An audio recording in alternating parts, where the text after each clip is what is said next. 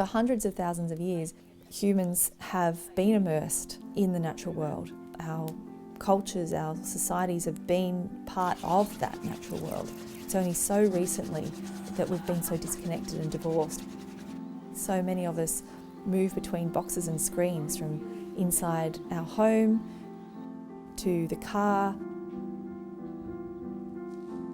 to the workplace, from one computer screen to another computer screen. It's a very narrow lens by which to see the world.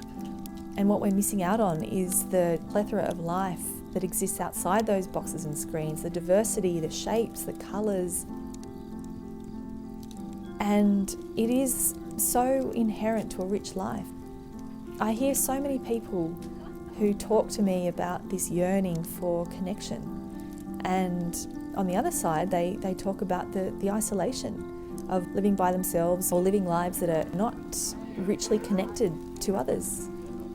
No wonder there's such a high rate of depression and mental illness, because we're not living in a way that is connected to the web of life, both the human and the non-human.